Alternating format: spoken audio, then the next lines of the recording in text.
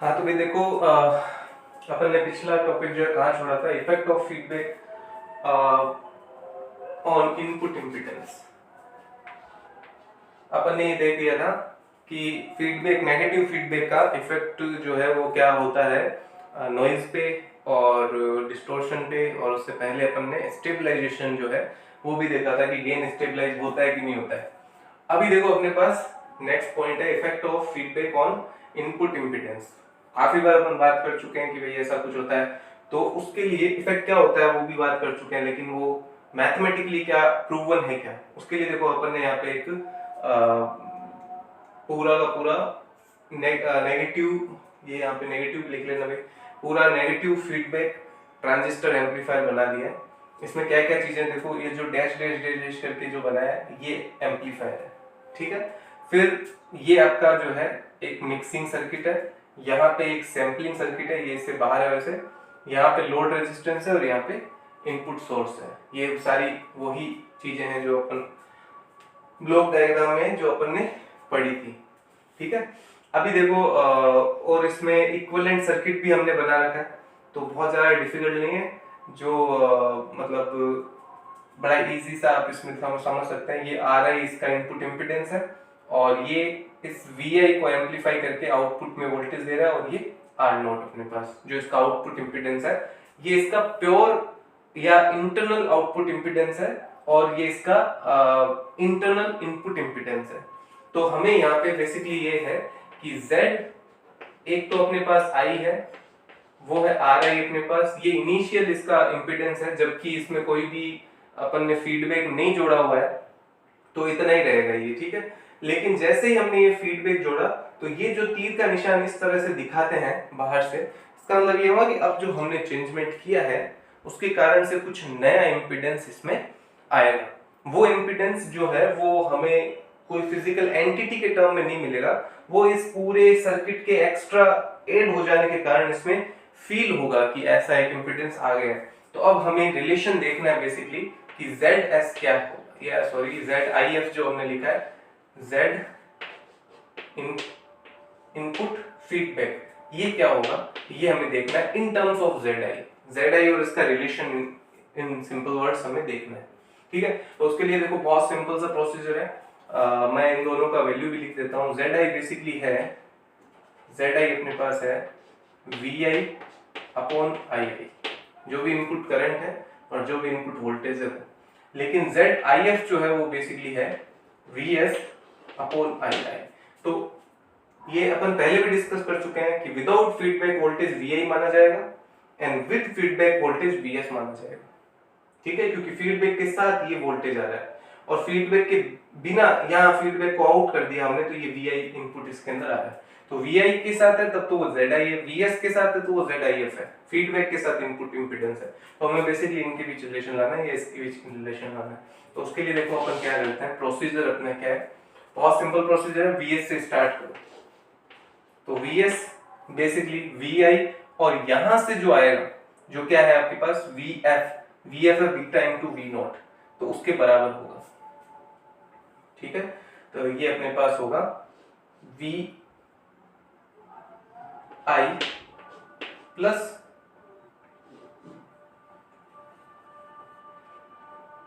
VF। Next step में अपन क्या करेंगे, VI को VI रहने दो, यहाँ पे VF को अपन बीटा के टर्म में लिख देंगे। देखो बीटा के टर्म में VF क्या होगा, बीटा इंटू V0, ठीक है। फिर देखो V0 को अपन अगेन ये वाले टर्म में लिख देंगे, इस वोल्टेज गेन के टर्म में लिख देंगे। तो ये क्या होगा, VI प्लस बीटा, V0 क्या है बेसिकली AV0 है, AVI है सॉरी, क्योंकि जो ओपन लूप गेन हमारे पास है वो दिया जाता है V0 अपॉन VI से, this is open loop gain, और ये ओपन लूप गेन हमने यहाँ लिख दिया। VI और VI कॉमन ले लो यहाँ पे, तो ये हो गया VI एंड यहाँ पे बन गया 1 प्लस A बीटा, सिंपल है, कोई दिक्कत नहीं है। अब VI देखो क्या है, VI बेसिकली ZI के टर्म्स में हम लिख सकते हैं, एंड ZIF को हम VS के टर्म में लिख सकते हैं, ठीक है। तो यहां से देखो अगर मैं VI का वैल्यू लिखूंगा तो वो होगा Z इंटू II, तो ये वैल्यू तो हो जाएगा अपने पास Z I I and 1 plus A beta, और ये वैल्यू यहाँ से देखेंगे तो ये हो जाएगा आपके पास Z I F into I F. तो ये आई ये तो कैंसिल हो जाएगा, तो ये बचेगा जेड आई एफ वाला केस। तो यहाँ से मैं इसको यहीं पे खत्म कर देता हूँ, देखो इस जगह पे ले आता हूँ उसको मैं। तो Z I F is equal to Z I plus sorry into 1 plus A beta. तो इससे क्या प्रूव क्या हो रहा है अभी, जेड आई जो कुछ भी है doesn't matter, 1 plus A beta इसमें मल्टीप्लाई हो रहा है। तो 1 प्लस ए बीटा का जो भी कंपोनेंट है, देखो अगेन यही कंपोनेंट है, मैंने शायद पिछले लेक्चर में ये बात बताई भी थी कि जब अपन इनपुट इंपेडेंस पता करेंगे तो यही फैक्टर मल्टीप्लाई हो जाएगा, और जब आउटपुट इंपेडेंस पता करेंगे तो इसी फैक्टर का भाग लग जाएगा, तो ये बढ़ गया बेसिकली।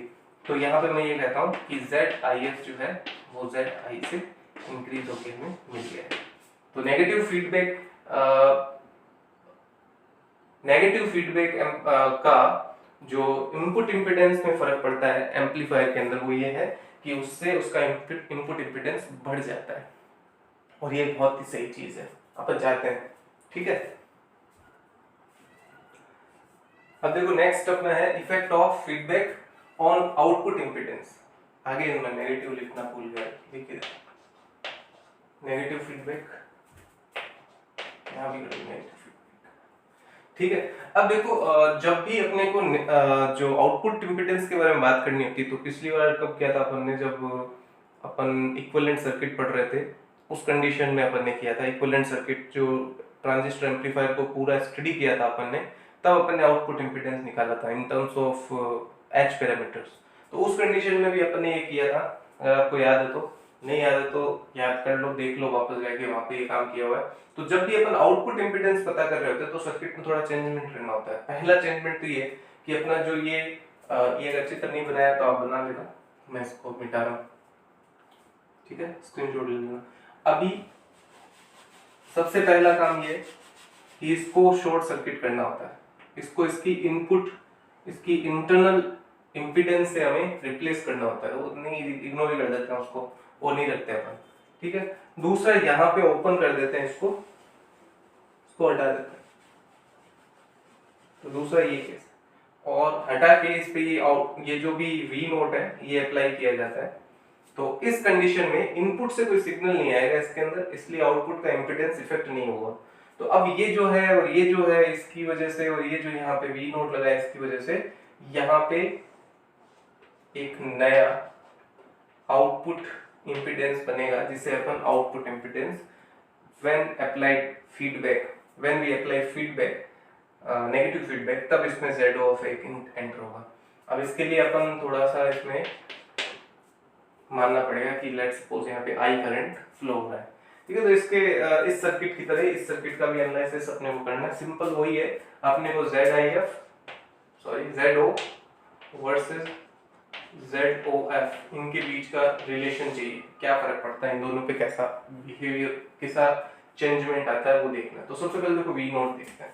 तो वी नोट यहाँ पे एक तरह से सोर्स है, और वी नोट जो है वो इन दोनों के वोल्टेज ड्रॉप के बराबर होगा, इसके प्लस इसके वोल्टेज ड्रॉप के बराबर होगा। तो I करंट फ्लो हो रहा है इसके अंदर, तो KVL लगाते हैं अपन आउटपुट लूप में, KVL अप्लाइंग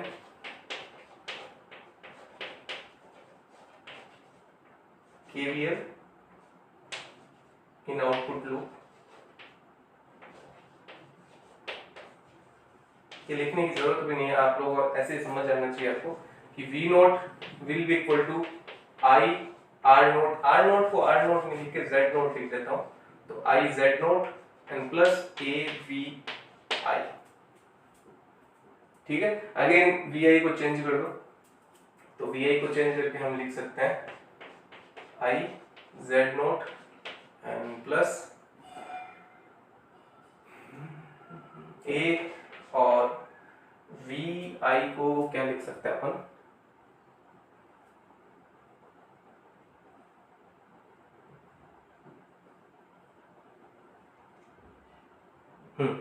VI को लिख सकते हैं यहाँ पे माइनस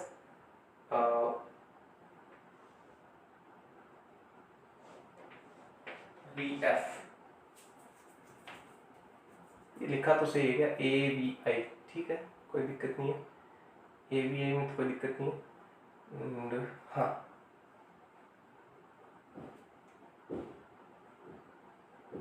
ठीक है सही है, बीटा माइनस वी एफ लिख दिया, माइनस वी एफ क्यों लिख दिया, ये भी एक क्वेश्चन अपने माइंड में आना चाहिए। अभी अभी इसको सॉल्व करते हैं, लेकिन इससे पहले एक स्टेप और लेते हैं अपन।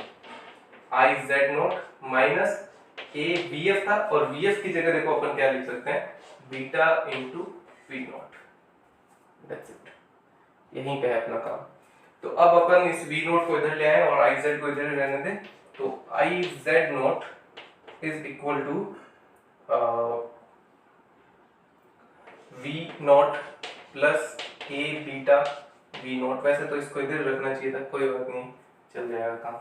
और वी नॉट जो है उसको अगर मैं कॉमन ले लूँ इसमें से, तो ये बनेगा V naught one plus A beta equal to I Z naught, and finally V naught upon I is equal to Z naught upon one plus A beta. और V नॉट अपॉन आई, ये क्या है, V naught हमने apply किया, I इसकी current है, तो output impedance हो गया, ये जो फीडबैक के कारण जो अपने पास मिल रहा है, तो यही चीज अपने पास आउटपुट इंपीडेंस है, तो इसको इधर लिख देता हूँ। तो ये होगा ZOF is equal to Z naught upon 1 plus A beta.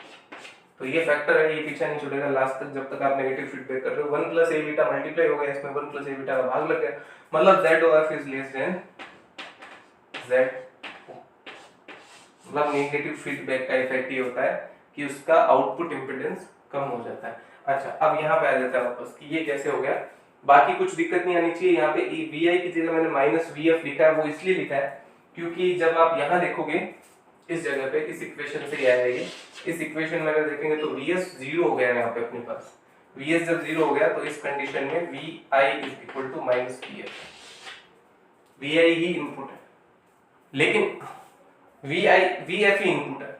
अभी अभी स्टार्टिंग में अपन ने एक बात करी थी कि वी इनपुट से कोई सिग्नल नहीं आएगा, और अब अपन कह रहे हैं इनपुट से सिग्नल आएगा, तो आएगा इसलिए क्योंकि हमने फीडबैक लगाया, और फीडबैक लगाया तभी तो ये सब काम जाना, नहीं तो होता ही नहीं तो सीधा आउटपुट इंपीडेंस जेड होता है, इसका आर होता है आउटपुट इंपीडेंस, और कुछ नहीं होता, लेकिन ये लगा दिया इसीलिए तो ये सब कुछ हो रहा है। ठीक है भाई, तो आउटपुट इंपीडेंस कम हो जाता है, इनपुट इंपीडेंस बढ़ जाता है, लेकिन ये जरूरी नहीं है हर बार ऐसा ही हो। जब अपन इसमें ये जो मिक्सिंग मिक्सिंग सर्किट जो है, सैम्पलिंग सर्किट, मिक्सिंग सर्किट या यहाँ एम्पलीफायर चेंज करते हैं, जो हमने चार टाइप की सैम्पलिंग, दो टाइप की सैम्पलिंग और दो टाइप की मिक्सिंग करके चार जो हमने कॉम्बिनेशन बनाए थे, उन सारों के साथ ऐसा नहीं है, इसीलिए हम वो सारे पढ़ते भी नहीं है, या उन सारों का हमारे लिए ज्यादा इंपॉर्टेंस भी नहीं है, और वो सारे यूज भी नहीं लिए जाते। तो यूज यही सबसे ज्यादा लिया जाता है, क्योंकि इसमें वही रिजल्ट्स आते हैं जो हमें चाहिए। हमें क्या चाहिए, हमें इनपुट इंपीडेंस ज्यादा चाहिए, आउटपुट इंपीडेंस कम चाहिए। नेक्स्ट सेक्शन में अपन क्या देखेंगे, एक चीज बच गई है, बैंडविड्थ पे क्या इफेक्ट है वो देखेंगे। ठीक है, तो अभी देखो अपने पास एक लास्ट पॉइंट बचता है जो है effect of negative feedback, effect of negative feedback on bandwidth.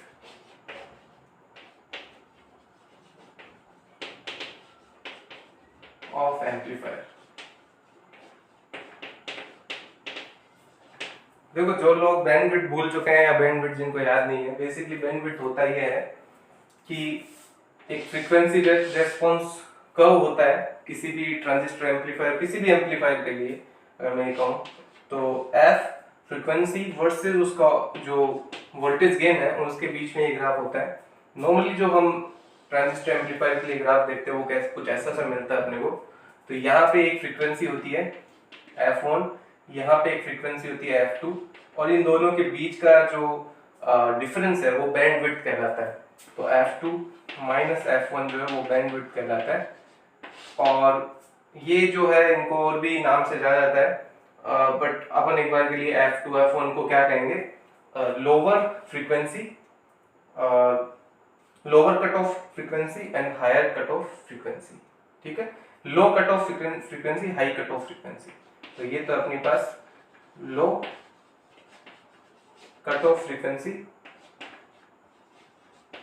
और ये हो गई हाई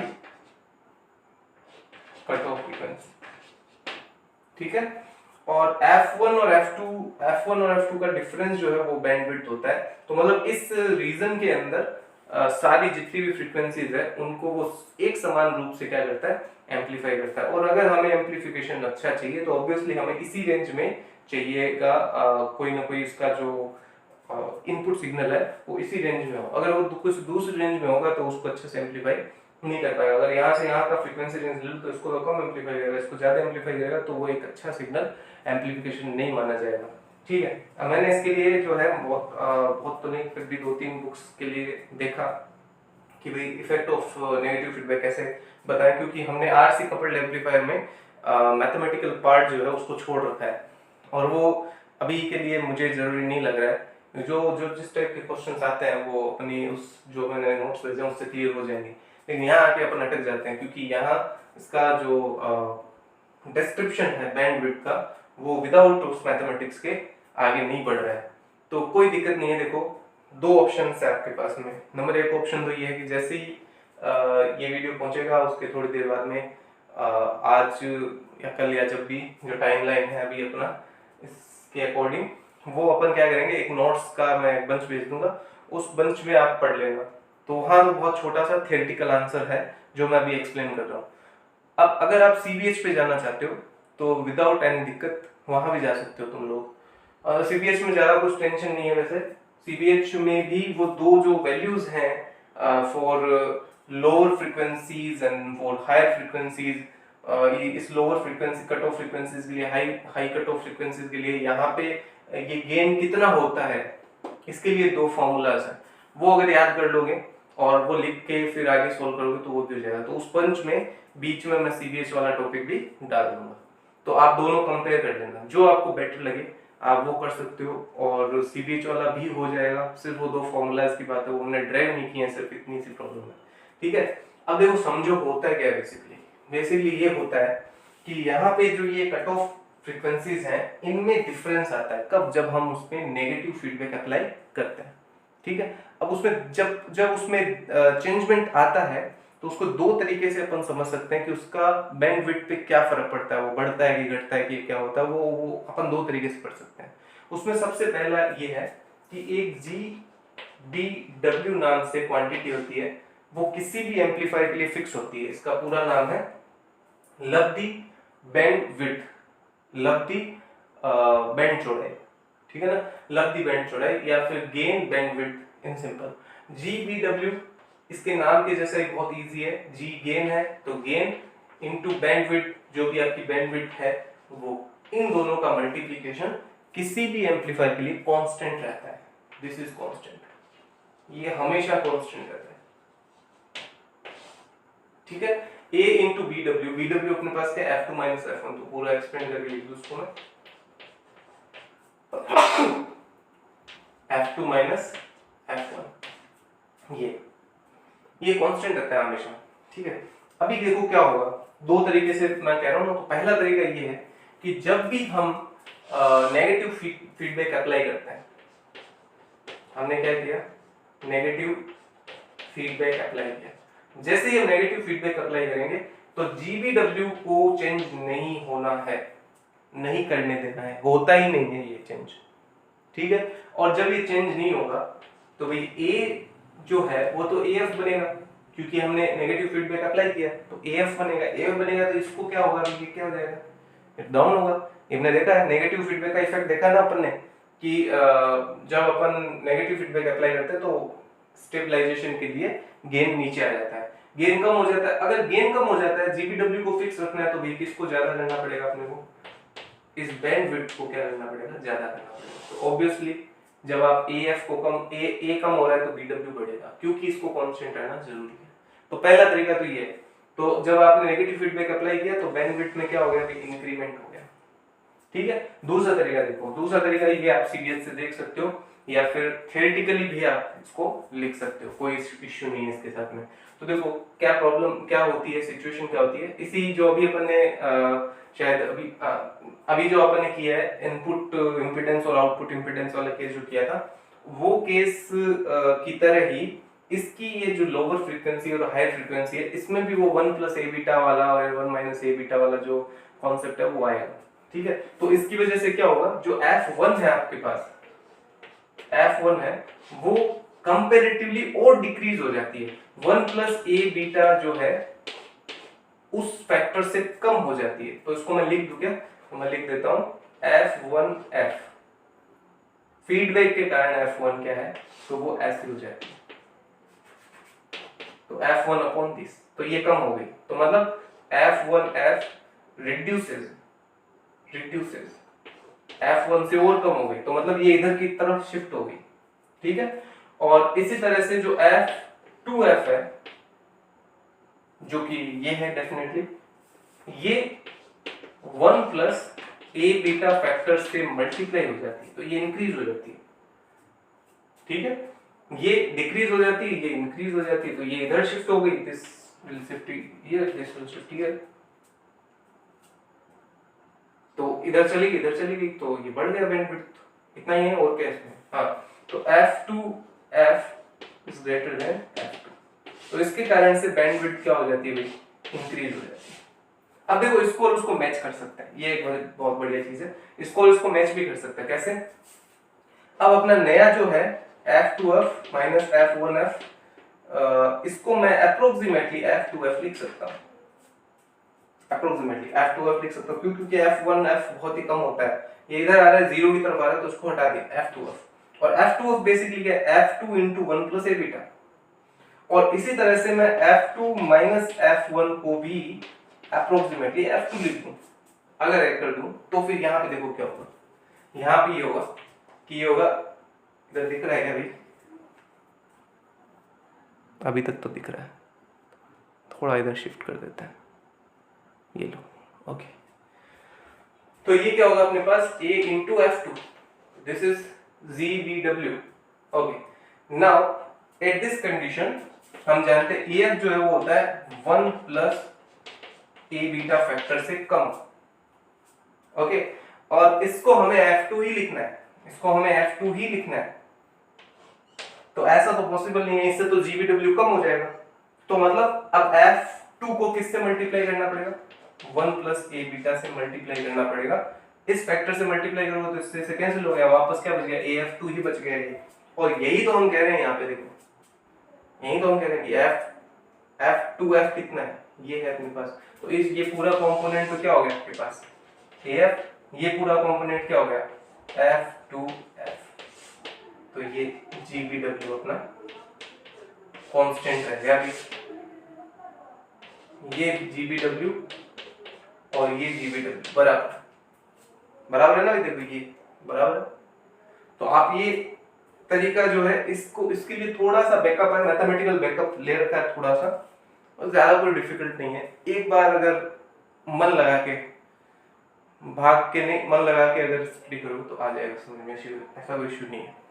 ठीक है, और इसके साथ एडवांटेजेस ऑफ नेगेटिव फीडबैक खत्म हो जाता है, एडवांटेजेस ऑफ नेगेटिव फीडबैक खत्म हो जाता है कि भाई उसका इफेक्ट क्या है वो। तो अब देखो क्वेश्चन जो है वो क्या क्या हो सकता है इससे। सबसे पहला क्वेश्चन, नेगेटिव फीडबैक का कॉन्सेप्ट क्या होता है, ठीक है, या पॉजिटिव एंड नेगेटिव फीडबैक क्या है, छोटे क्वेश्चंस हैं ये, ठीक है, और स्टार्टिंग के अंदर देख लेना एक दो चीजें और छोटी मोटी जो है वो आप देख सकते हो। फीडबैक होता क्या है, फीडबैक क्या होता है, व्हाट इज फीडबैक, स्टार्टिंग का 1 नंबर का 1.5 वाला क्वेश्चन जो वो आ सकता है। फिर अगर अपन 3 नंबर वाले क्वेश्चंस में है तो नेगेटिव फीडबैक क्या है, different type of topologies negative feedback की बताइए, कौन कौन सी टोपोलॉजी से नेगेटिव फीडबैक दिया जा सकता है, नेगेटिव फीडबैक का ब्लॉक डायग्राम बताइए। ऐसा नहीं पूछा जाएगा क्योंकि बहुत फिक्स क्वेश्चन है, वही आते हैं, लेकिन फिर भी प्रिपेयर रहो, जो अपन ने किया वो तो कर ही सकते हो। ये हो गया। फिर अपन आ जाते हैं एक और क्वेश्चन पे कि नेगेटिव फीडबैक को समझाइए, इसका ये वाला जो फिक्स है, ये जो अपन ने किया था, जो हमने किया था वो श्रेणी वोल्ट था कॉन्फ़िगरेशन हमने किया था। तो ये, और इसके कारण से impedance, input impedance output impedance पे क्या फर्क पड़ता है, या कोई दो और पूछ लिए, कोई दो और पूछ लिए कॉम्बिनेशन करके, तो ये करके ऐसा, या फिर सिर्फ 3 नंबर में ये एडवांटेजेस पूरे पूछ लिए, ये भी एक ऑप्शन है। बड़ा क्वेश्चन आता है तो नेगेटिव फीडबैक क्या है, इसके एडवांटेजेस बताओ। एक तो ये हो गया। अब जब अपन यहां से आगे जाते हैं तब अपने पास नेगेटिव फीडबैक सर्किट्स आता है कि ये ठीक है, देख लिया अपन यहाँ पे बीटा एलिमेंट लगाया, पर वो बीटा एलिमेंट है क्या, क्या क्या लगा सकते हैं, रियल सर्किट्स में क्या क्या यूज होता है। तो उसमें 2 या 3 अपन फीडबैक सर्किट भी करेंगे, ठीक है। तो जैसे ये अपना चल रहा था पैरेलल में, वैसे ये पैरेलल में चलता रहेगा। ऑपरेशनल एम्पलीफायर को हम अपनी मेन क्लास में रखेंगे। इस महीने के एंड तक कोशिश करेंगे कि ये जो अपना इलेक्ट्रॉनिक्स है ये कम से कम खत्म हो जाए, ठीक है। तो ये पैरेलल में साथ साथ में चलाना अपने को देख लेना भाई। अभी जब ये पहुंचेगा तुम्हारे पास तो उसके साथ ही नोट्स भी मैं भेज दूंगा।